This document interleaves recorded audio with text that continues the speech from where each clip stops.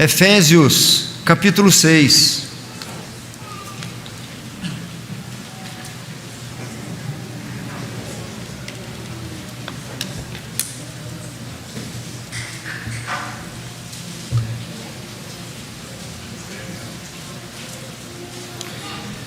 Efésios capítulo 6.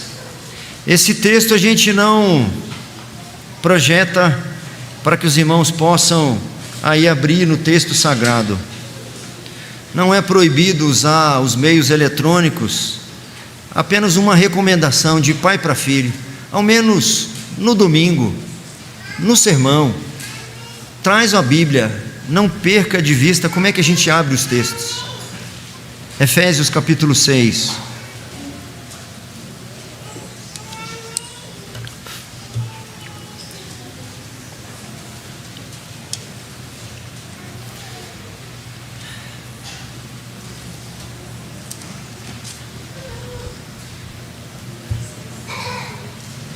Do versículo 10 até o versículo 20.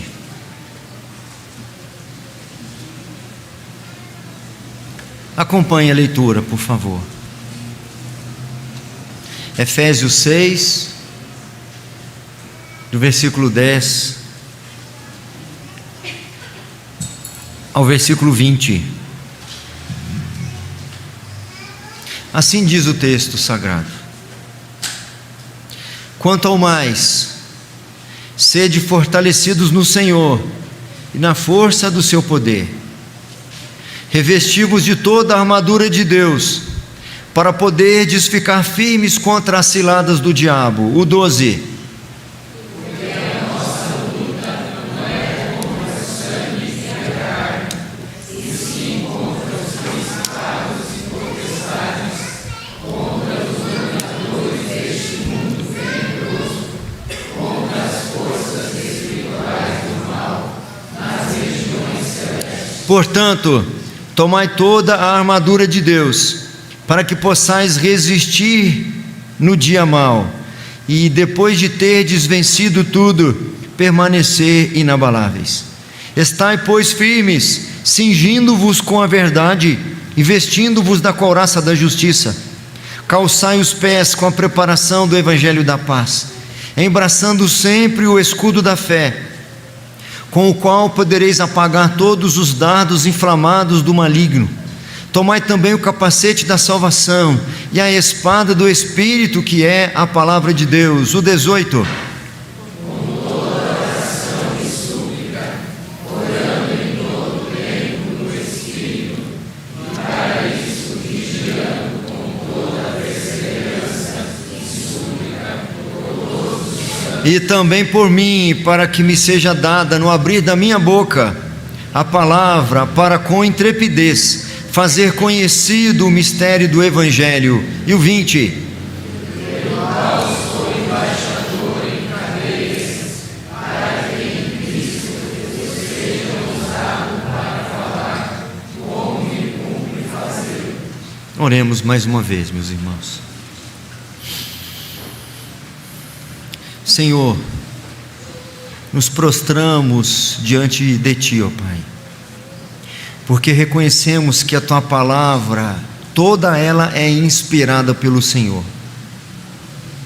Reconhecemos que ela é inerrante, totalmente eficaz, apta para discernir os pensamentos e propósitos do coração do homem. Cremos que não há criatura que não se manifeste em Sua presença. Reconhecemos que ela é como a chuva e a neve, que não retornam sem que antes cumpram o propósito pelo qual fora designada. Cremos que é apta para instruir, corrigir, exortar, educar na justiça, habilitar-nos para toda boa obra, lâmpada para nossos pés e luz para os nossos caminhos. Mais doce do que o mel e destilar dos favos, mais preciosa do que ouro, muito ouro depurado. É por isso, Senhor, que estamos aqui, aguardando, ó Deus, que dê-nos a porção que nossa alma carece. como suspira, coça pelas correntes das águas. Assim, ó Deus, nossa alma tem sede de Ti, sede do Deus vivo, da palavra que procede da Tua boca. Que não haja nenhuma interferência nesta hora, que não haja distração, que não haja nenhuma interrupção, que a Tua palavra, Senhor, encontre corações preparados pelo Teu Espírito Santo mesmo, e que nós saímos daqui edificados, exortados, desafiados a toda boa obra. Em nome de Cristo Jesus que oramos. Amém. Alguns dos irmãos podem pensar: há poucas semanas ou há poucos meses atrás, o pastor fez uma exposição no livro ou na carta aos Efésios, por semanas.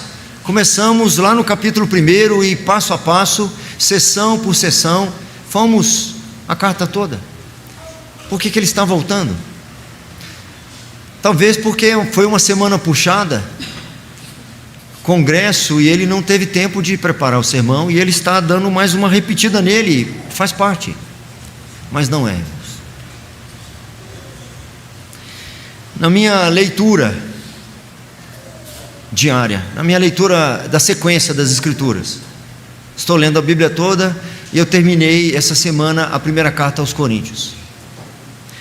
Quando eu cheguei lá no capítulo 16, que vai ser projetado aqui, 2 versículos para nos facilitar, o apóstolo Paulo está se despedindo da igreja de Corinto. Ele já vai projetar, pode continuar olhando para mim. O apóstolo Paulo está se despedindo. Fica aí, segura, não manda mais ainda. O apóstolo Paulo está se despedindo da igreja de Corinto, e ele diz assim para os irmãos: eu pretendo estar com vocês novamente, mas convém que eu permaneça um pouco mais na cidade de Éfeso.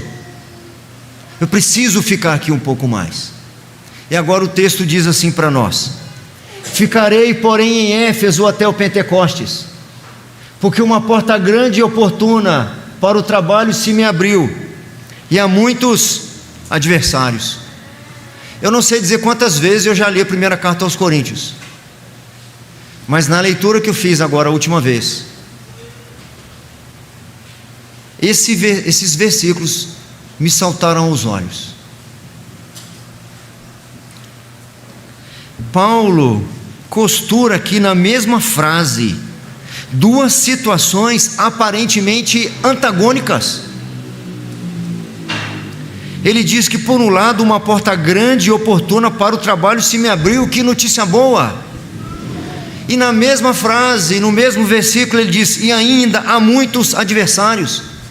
Ele está apresentando aqui duas razões para ele permanecer um pouco mais em Éfeso: não interromper a sua viagem, não interromper a sua estadia lá. Ele está dando aqui alguns argumentos porque que ele não vai ainda aos Coríntios e porque ele precisa ficar. Eu entenderia se ele desse a primeira razão: eu não vou ainda estar com vocês, porque uma porta grande e oportuna para o trabalho se me abriu.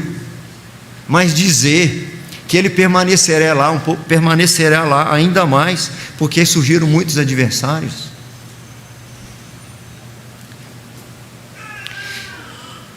E aí o que acontece? Algumas Bíblias tem algumas notas de referência, não é Bíblia comentada não. Quando há alguma citação ou alguma referência a outras passagens das Escrituras, então às vezes no rodapé faz ali uma menção. E na minha Bíblia, nas muitas Bíblias aí, fazem referência a, não precisam mudar de texto, a Atos 19. Alguns de nós muitas vezes nem precisa, porque aí me deu agora curiosidade de voltar para saber que porta grande é essa, e que adversários são esses que estão se levantando contra Paulo lá em Éfeso. Então agora nós vamos lançar o outro texto, Atos 19, do verso 8 ao verso 10. Vamos ler juntos o versículo 8, está projetado ali na tela. Vamos. Durante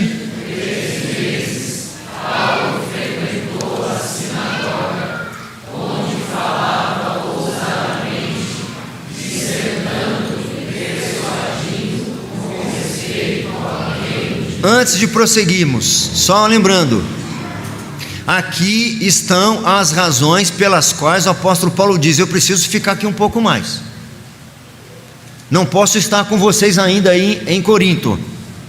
Então a gente já começa a entender quais são as razões. Ele estava há 3 meses na sinagoga, onde falava ousadamente, dissertando e persuadindo com respeito ao reino de Deus. O verso 9 diz: visto que alguns deles se mostravam empedernidos e descrentes, falando mal do caminho diante da multidão, Paulo, apartando-se deles, separou os discípulos, passando a discorrer diariamente na escola de Tirano. E o versículo 10, vamos.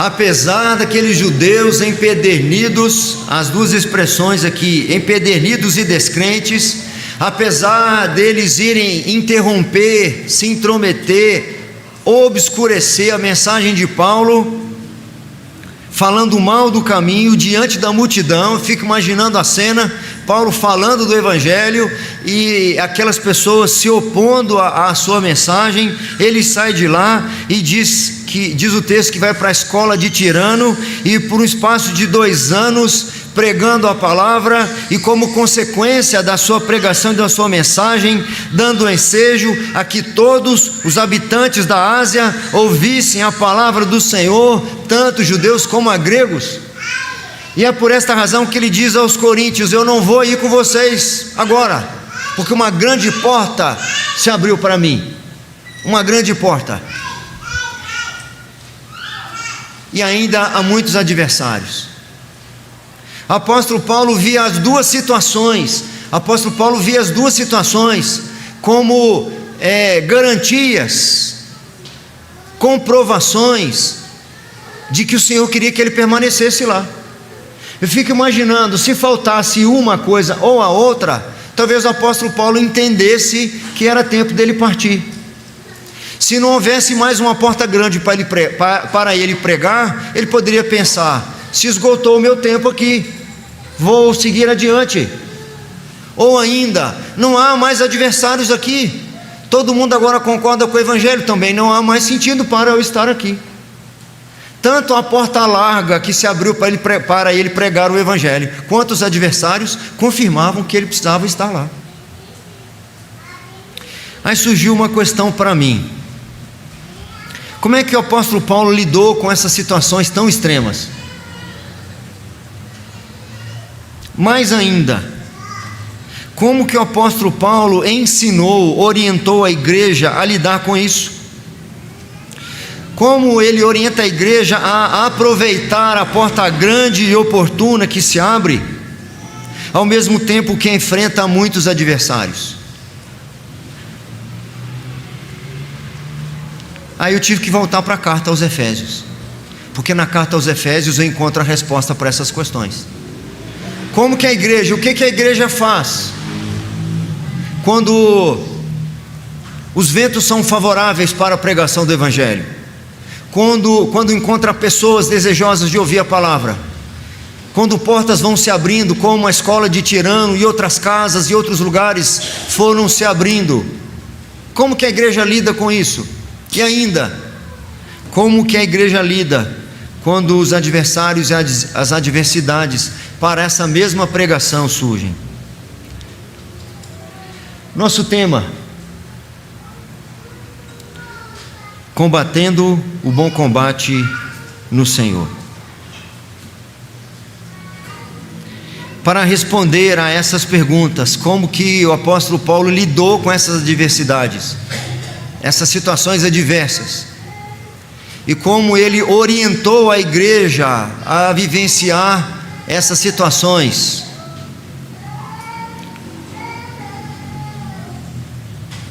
Primeiro conselho dele, primeira orientação: fortalecendo-se no Senhor. Algumas traduções trazem aí no início do versículo 10 que nós lemos, na nossa versão diz quanto ao mais. Algumas versões têm a palavra finalmente. Finalmente. Eu entendo, obviamente, entre outras coisas, que o apóstolo Paulo vai ensinar-lhes. Vou mostrar para vocês como que vocês enfrentam aqueles adversários que se opõem à palavra.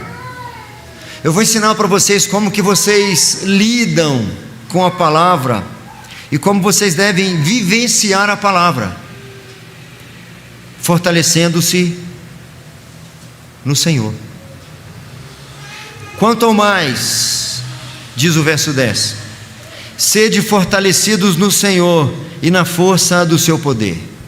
E o seguinte, revesti-vos de toda a armadura de Deus, para poderdes ficar firmes contra as ciladas do diabo. 3 comentários que eu farei sobre esse conselho do apóstolo Paulo, esse imperativo do apóstolo Paulo, esta ordem do apóstolo Paulo. Eles precisavam fortalecer-se porque eles eram fracos. Um crente fraco não conseguirá vivenciar o Evangelho, não conseguirá praticar o Evangelho, não conseguirá viver o Evangelho, não conseguirá manter-se coerente com o Evangelho. Por isso que vocês precisam se fortalecer no Senhor, porque vocês são fracos. Se vocês não reconhecerem isso, vocês serão como as ondas agitadas pelo vento. Vocês podem frequentar um ambiente religioso, se utilizar do nome de Cristo, cantar cânticos e hinos maravilhosos, mas serem uma negação no que se refere ao Evangelho e à palavra. Os chamados e famosos crentes nominais, da boca para fora, não sabem enfrentar as marolinhas da vida, quanto mais as grandes tempestades. Se desespera como qualquer outro, se apavoram como qualquer outro, mas está lá. Outro, por que eles deveriam se fortalecer no Senhor? Porque o apóstolo Paulo diz aqui que é um misto de atividade e passividade. Eu não vou entrar muito no aspecto aqui da língua original, mas existe a forma ativa do verbo quando você exerce ação, a forma passiva quando você sofre a ação, e a voz média passiva, quando você exerce ação, você faz, mas você também recebe. E o Senhor, porque além de serem fracos, essa força está disponível. No final, ali quando Jesus está para ser assunto aos céus, subiu aos céus, ele diz assim para os seus discípulos: mas recebereis sobre vós o meu Espírito, recebereis poder ao descer sobre vós o meu Espírito. Quando ele diz mas recebereis poder, a palavra ali é dinamis, mas recebereis dinamismo, poder que está disponível. Apesar de sermos fracos, não devemos continuar fracos. Há muitos homens crentes fracos,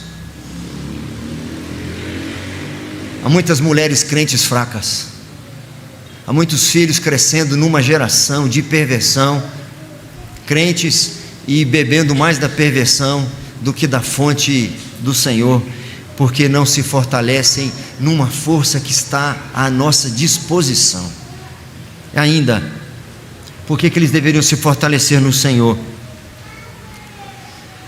Porque procurar refúgio no Senhor é o único capaz de dar a provisão necessária nos dias maus. Sabe por que vocês têm que se fortalecer no Senhor?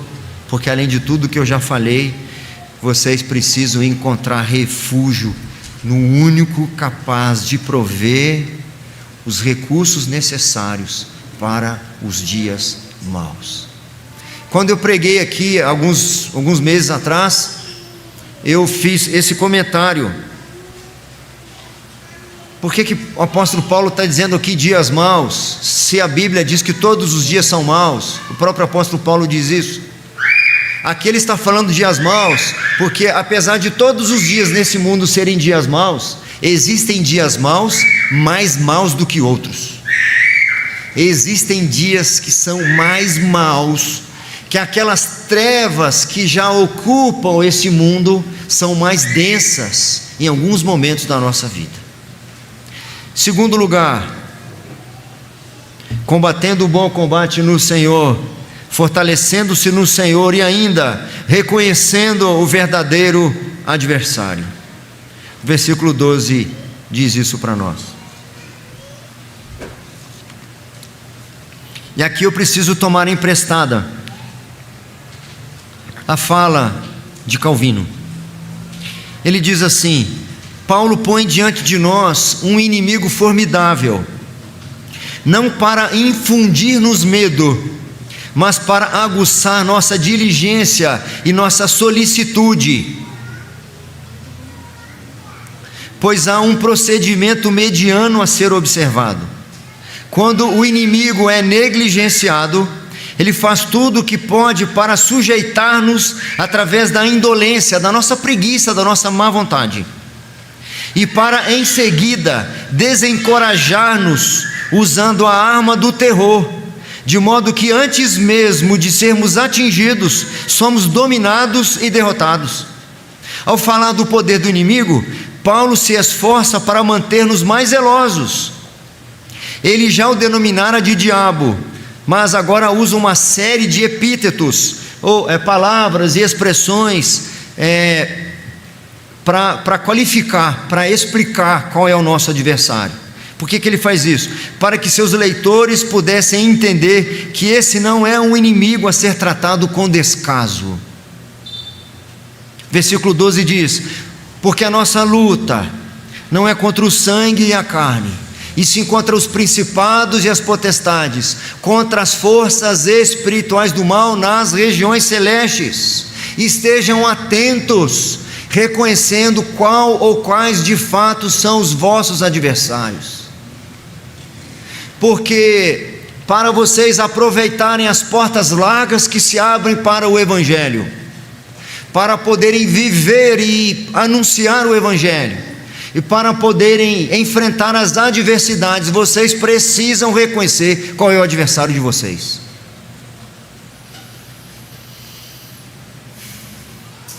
Não é o seu cônjuge, não é o seu irmão em Cristo. Quando nós não identificamos nosso adversário, nós não usamos as armas adequadas. E o apóstolo Paulo vai dizer que o nosso inimigo não é uma pessoa, alguém que usa a pessoa. Se eu não reconhecer qual é o meu adversário, eu corro o risco de apontar as minhas armas para a pessoa, e assim, de um jeito ou de outro, o verdadeiro adversário terá vencido. Em terceiro lugar, estou indo bem breve, irmãos, bem diferente do que eu tenho sido às vezes, mas eu vou pedir licença para no ponto 13 eu me alongar um pouquinho mais. No início do versículo 11 e depois do 13 em diante, no início do 11 o apóstolo Paulo diz: revesti-vos de toda a armadura de Deus. Aí eu vou pular para o 13. Se você tem aí, vamos reler o 13 juntos? Portanto, tomai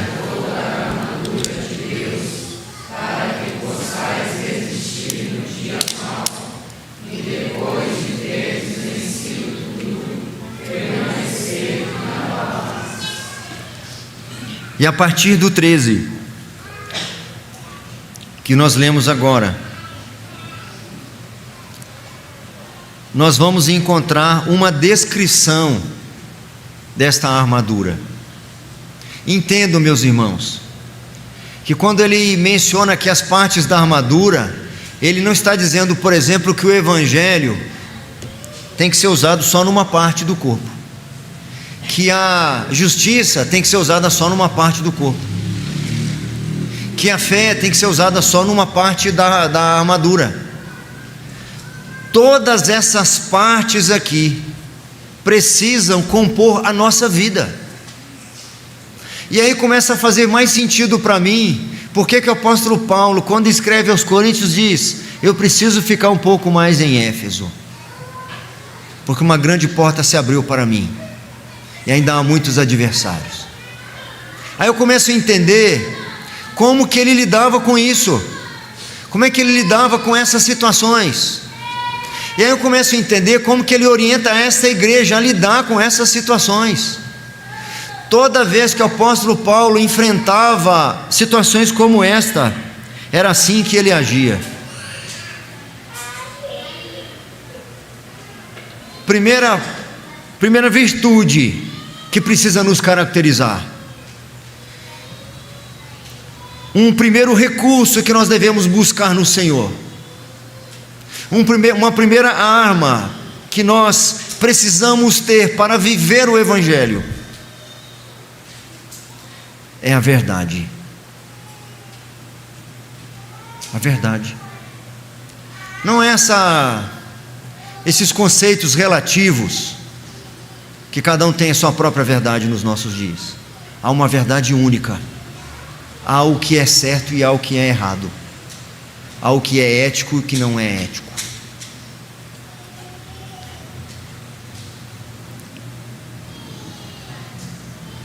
Há muitos de nós que, apesar de nos dizermos cristãos, não compactuamos com a verdade, não falamos a verdade, não vivemos a verdade, não estamos ao lado da verdade, vivemos com conveniência, falamos o que é conveniente nesse ou naquele momento, nos posicionamos com a conveniência do ambiente e das pessoas que nos cercam. Então eu posso ser a mesma pessoa em lugares diferentes, e acho que ainda assim eu posso ser um cristão.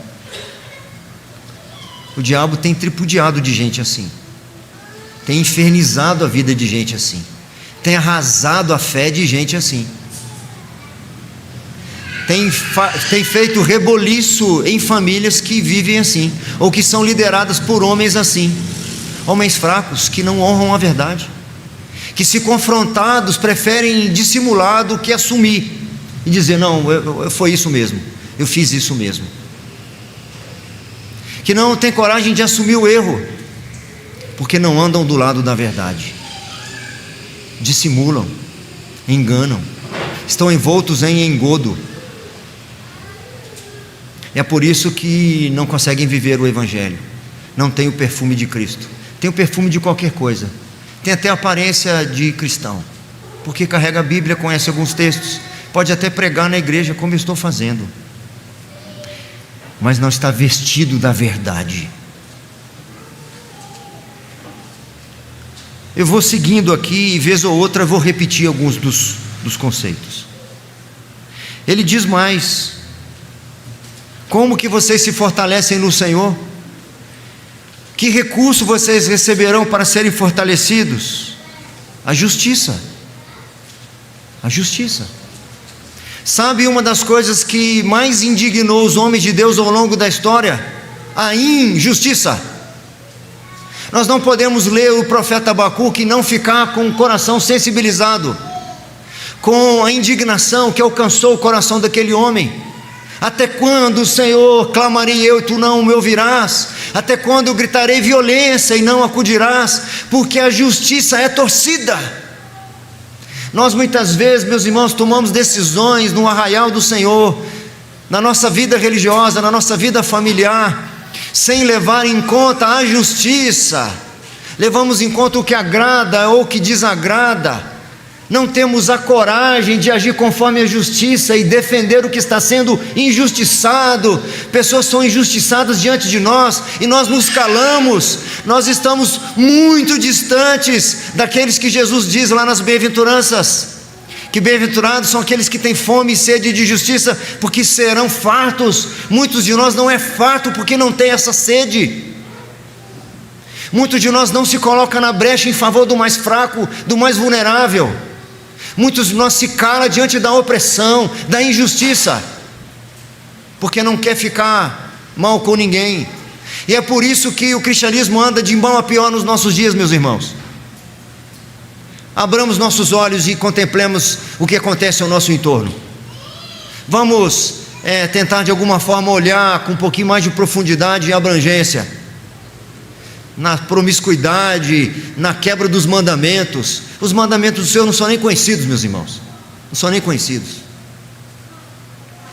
Na criação de qualquer jeito dos nossos filhos são criados como qualquer outros. Quando eu digo nosso, não estou dizendo o meu não, agora não, eu não crio o meu como qualquer outro. Mas os crentes criam seus filhos como quaisquer outros, não sabe o que é reverência, não sabe o que é solenidade, não sabe quem é Deus, não sabe o que é respeito, não sabe o que é o caráter santo do Senhor, não sabe o que é disciplina, não sabe o que é retidão, porque a gente vive como qualquer outro. A nossa diferença é que dominicalmente, salvo as exceções, a gente se reúne, mas longe de nós a justiça. Calçai os pés com a preparação do Evangelho da paz.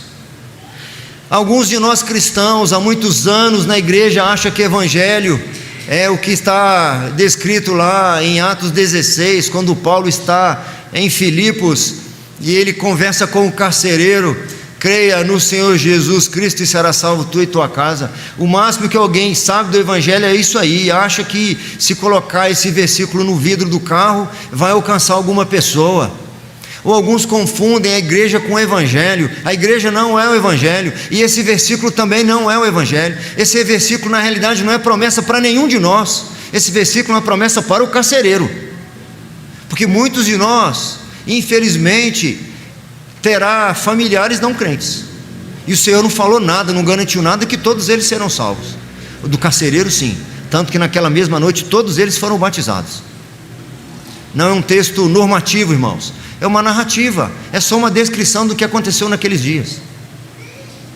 Nós precisamos reconhecer que o Evangelho, meus irmãos, ele parte do princípio de que nós somos pecadores, mortos nos nossos delitos e pecados. Não há mensagem do apóstolo Paulo aos Romanos, que fala muito do Evangelho, fala muito da justificação pela fé. Não há mensagem sobre graça sem falar sobre pecado. Não tem como falar sobre vida sem anunciar a morte. Não tem como falar sobre salvação sem antes falar sobre condenação. Não há como valorizar o sacrifício de Jesus se nós não reconhecermos que estamos mortos nos nossos delitos e pecados. E nós não reconhecemos de um modo geral que estamos mortos nos nossos delitos e pecados. E aqui eu peço licença para abrir o verbo mesmo, porque muitos cristãos estão casando com gente morta, com gente não crente, com gente que não nasceu de novo, com gente que não ama Jesus, que pode até ser membro de igreja, mas está morta aí nos seus delitos e pecados, não se rendeu a Jesus Cristo, não ama Jesus Cristo, não serve a Jesus Cristo, e está morto nos seus delitos e pecados. Tem uma carinha bonita, um perfuminho gostoso, pode ter um emprego bom, tem uma boa aparência, mas espiritualmente está morto. Jamais poderá liderar você no seu casamento se for um homem, e jamais poderá auxiliar você na condução da sua família se for esposa.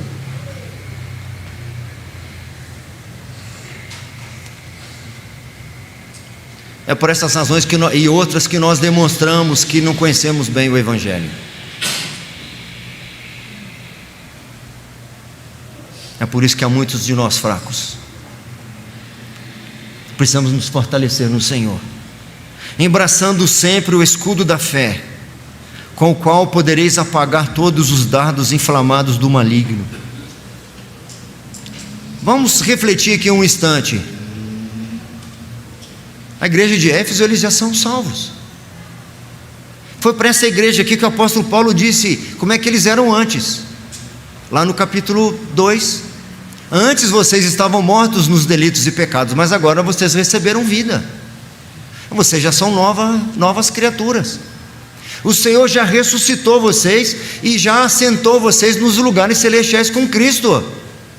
É bênção, sustância total. Mas Ele está dizendo para eles que eles precisam se vestir da fé. Não era para ser natural, já não era para eles terem fé. É porque a fé lá do capítulo 2, Lá no verso 8, 9, pela graça sois salvos mediante a fé, e esta fé não vem de vós, é dom de Deus, não de obras para que ninguém se glorie. Aquela fé salvadora é dada pelo Senhor, não é dom de nenhum de nós. Mas essa fé que do dia a dia, essa fé é produzida a partir de uma proximidade com a palavra. Essa fé que vem pelo ouvir a palavra. Essa fé que protege você contra os dardos inflamados do maligno. Aquilo que o apóstolo Paulo enfrenta aqui quando está pregando o evangelho para esta igreja, quando estava lá na sinagoga por 3 meses, falando do evangelho, aqueles que se levantavam no meio da multidão para falar mal do caminho, o apóstolo Paulo enfrentou isso como? Como que ele não se desesperou? Como que ele não aceitou essa provocação e continuou firme? Porque ele estava revestido de fé.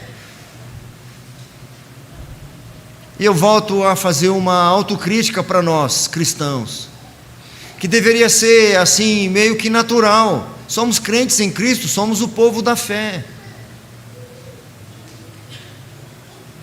Mas não sei se você concorda comigo, que estamos muito mais distantes do que nós deveríamos estar no quesito fé, porque nós a alimentamos muito pouco. E como as outras premissas, essa também não tem me diferenciado, me distanciado daquelas pessoas que nem conhecem o Senhor, porque muitas vezes eu demonstro que não tenho fé, como qualquer outra pessoa desse mundo. Nosso Senhor falou, como eu mencionei hoje pela manhã, do risco do sal perder o seu sabor. Se o sal vier a ser insípido, para nada mais ele presta, senão para ser pisado pelos homens. O autor aos Hebreus diz: de fato, sem fé é impossível agradar a Deus, porquanto é necessário que aquele que se aproxima de Deus creia que Ele existe e que se torna galardoador dos que o buscam. Tomai também o capacete da salvação. Essa é a nossa premissa, meus irmãos. Essa é a nossa bênção. Esse é o maior milagre. Essa é a maior prova. Não vou repetir o sermão que eu preguei hoje pela manhã, mas essa é a maior prova e demonstração da graça do Senhor, nossa salvação. Eu deveria trazer isso à memória diariamente, constantemente, porque eu corro o risco de ser ingrato, eu corro o risco de ficar aborrecido com o Senhor, de ficar frustrado com Ele, por conta de algumas situações adversas, de algumas portas fechadas, ou alguns nãos que Ele, porventura, tenha dito para mim. Eu deveria me lembrar que de todas as bênçãos, a maior de todas eu recebi. Ele me transferiu do império das trevas para o reino do Filho do seu amor. Andávamos desgarrados como ovelha que não tem pastor. E hoje, ainda que andemos pelo vale da sombra da morte, nós não temeremos mal nenhum, porque a tua vara e o teu cajado nos consolam. Não devemos mais temer a morte. Domingo passado, reverendo Ageu, retrasado, pregou, e ele nos fez lembrar que quando os nossos olhos fecham aqui para esta vida, imediatamente já abrem lá na eternidade. Isso nos traz esperança, isso nos traz motivação. Eu me entristeço porque os crentes, muitas vezes, como a nossa sociedade nos nossos dias, precisa de motivação para fazer as coisas mais básicas. O marido precisa de motivação constante para continuar casado. Era só ele manter compromisso, era só ele ser responsável, ele não precisaria de motivação. Para manter um funcionário engajado, você precisa trabalhar a motivação dele. Não bastaria ele ser engajado, não bastaria ele ser responsável. E assim nós estamos no arraial do Senhor. Se você não deu uma motivada, você não deu uma diferenciada, se você não fizer uma coisa para agradar, você não consegue manter as pessoas motivadas. Era só elas se lembrarem que foram salvas por Jesus Cristo, que receberam a salvação de graça, e que pelas pisaduras de Cristo nós fomos sarados, e o castigo que nos traz a paz estava sobre ele. E finalmente, no mesmo versículo 17, e a espada do Espírito, que é a palavra de Deus. Eu não sei se foi esta razão, qual a razão do apóstolo Paulo ter colocado por último. Eu entendo que há uma relevância nesse quesito. O Senhor nos fortalece com essas coisas todas: a salvação, a preparação do Evangelho, a justiça, a verdade, e todos eles advêm da mesma fonte, a palavra. Depois de alguns anos que os rolos haviam sido esquecidos, o profeta Jeremias as encontra, as escrituras, encontra os rolos, e ele vai dizer assim lá no capítulo 15 do seu livro: achadas as tuas palavras, logo as comi, as tuas palavras me foram gozo e alegria para o coração, pois pelo teu nome eu sou chamado, ó Senhor dos exércitos. Achadas as tuas palavras, logo as comi. Durante ou no momento do chamado do profeta Ezequiel, foi-lhe colocado um rolo diante dos olhos, e uma ordem para que ele comesse daquele rolo antes que ele saísse a cumprir a sua missão. E ele disse que comeu, e disse que o gosto lhe foi mais doce do que o mel. E aí, quando eu falo disso, eu preciso lembrar de Davi, lá do Salmo 19, que o meu querido irmão, o diácono Silvio Santiago Sobrinho, lá na congregação do bairro São Pedro, cantava: que as palavras dos meus lábios e o meditar do meu coração sejam agradáveis na tua presença, ó Senhor. É lá do Salmo 19. E aí tem um trecho, eu cantei, Vivian, esqueci que você estava aí. E tem um trecho que vai dizer da riqueza da palavra e da doçura da palavra. Ele diz assim, eu não vou lembrar o trecho, mas ele cantava mais ou menos assim: a lei do Senhor é perfeita e restaura a alma, os testemunhos do Senhor são fiéis e dá sabedoria aos simples. Agora no coro: são mais desejáveis do que o ouro depurado, são mais doces do que o mel e o destilar dos favos. A palavra do Senhor é a lâmpada para os nossos pés, é luz para os nossos caminhos. A gente recita esse texto, mas vive longe da palavra. Nós tomamos decisões, tomamos postura, vivemos nossa vida à parte da Escritura, andamos tropeçando, andamos sem saber o que fazer na condução da nossa casa, dos nossos negócios, na criação do nosso filho, porque a palavra não tem sido usada como lâmpada para os nossos pés. Estamos como viajantes em estradas escuras, com os faróis apagados do nosso carro, e queremos ser bem-sucedidos, não seremos, não chegaremos no alvo. Toda a armadura, ou cada parte dessa armadura, precisa ser costurada, e ela deve ser permeada pela oração. Nos versículos 18, 19 e 20, encontramos o combustível que permite que a igreja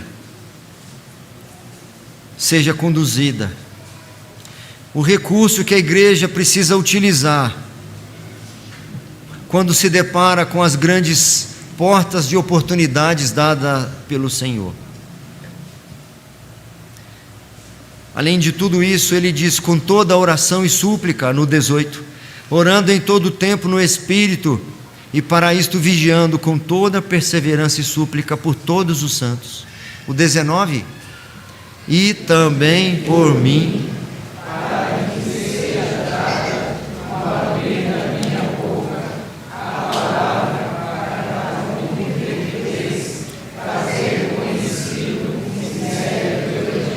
pelo qual sou embaixador em cadeias, para que em Cristo eu seja usado para falar como me cumpre fazer. Paulo estava preso no calabouço romano, aguardando a sentença, experimentando na sua própria pele perseguições tremendas, e ao mesmo tempo dizendo que continuava sendo embaixador das boas novas. Sofro as perseguições, mas ainda vivo o Evangelho. Como que eu faço para viver diante dessas oscilações e extremos da vida? Nos fortalecendo no Senhor Jesus Cristo e na força do seu poder. Paulo quer também esse reforço em seu favor. Não nos enganemos. Não estamos no jardim de infância. Não estamos no playground. Estamos em meio a uma batalha. E a nossa alma tem sido requerida. A alma dos nossos filhos tem sido requerida. A alma dos nossos cônjuges tem sido requerida. As adversidades têm se levantado ao mesmo tempo que as oportunidades. Nos fortaleçamos no Senhor Jesus Cristo. Reconheçamos nosso real e verdadeiro adversário e nos revistamos de toda a armadura do Senhor, para que possamos resistir aos dias